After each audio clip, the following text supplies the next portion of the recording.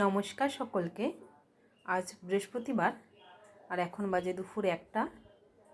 আজ আমি দুপুরের জন্য মেথি শাক ভেজে নেব। আর মেথি শাক ভাজার জন্য আমি অনেকটাই মেথি শাক নিয়েছি। আর এই মেথি শাকগুলোকে এখন আমি পাতাগুলোকে ভালোভাবে ছাড়িয়ে নেব।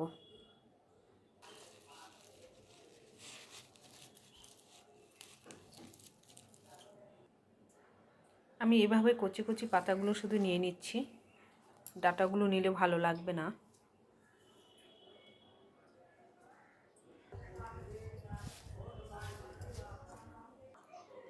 মেথি শাকগুলোকে আমি বেছে নিয়েছি। আর এখানে এক টুকরো আলু নিয়েছি, এক টুকরো আলুর হাফ নিয়েছি। বেশি আলু খাওয়া ভালো নয়, সেই কারণে আমরা মেথি শাকটা বেগুন দিয়েও করতে পারি। আমি বেশিরভাগ সময় বেগুন দিয়েই করি, কিন্তু আজকে মনে হলো একটু আলু দিয়ে করে নিই। এই আলুটাকে ডুমু ডুমু করে কেটে নেব।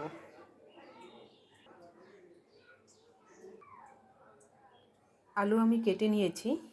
এখন মেথি শাকগুলোকে ভালোভাবে ধুয়ে নেব। আলু ও শাকগুলোকে আমি ধুয়ে নিয়েছি। এখন শাকগুলোকে কেটে নেব। শাকগুলোকে কেটে নিয়েছি। আমি দুটো কাঁচা লঙ্কাও চিড়ে দিয়েছি। এখন কড়াইটাকে গরম হতে দেব। কড়াই গরম হয়ে যাওয়ার পরে আমি তেলটা দিয়েছি।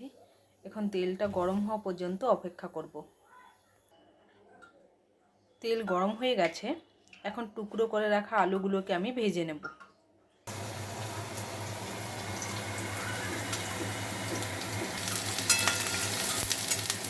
আলুটা ভাজা ভাজা হয়ে গেলে আমি নামিয়ে দেব। আলুগুলোকে তুলে নিয়েছি। এখন এই তেলের মধ্যে কালো জিরে ও শুকনো লঙ্কা ফোড়নের জন্য দিয়ে দেব। শাকগুলোকে দিয়ে আমি নেড়েচেড়ে নিয়েছি। এখন লবণ ও হলুদ দিয়ে কিছুক্ষণ ঢেকে রাখবো।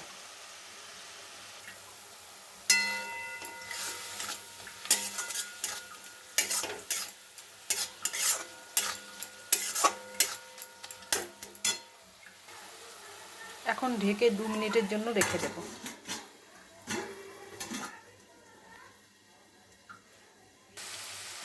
ঢাকনা খুলে দিয়েছি। এখন কিছুক্ষণ নেড়ে চেড়ে নেব।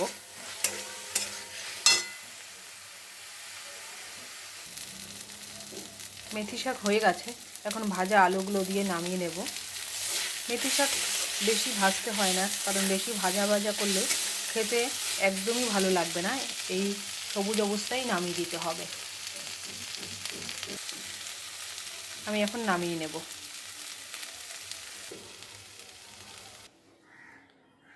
আমার রান্না একদমই কমপ্লিট। ডাল করেছি, পার্শে মাছ করেছি, পার্শে মাছ ভাজা আর মেথি শাক। আজকের জন্য ভিডিওটি এই পর্যন্তই। সকলে ভালো থাকবেন, সুস্থ থাকবেন। Tata, bye bye.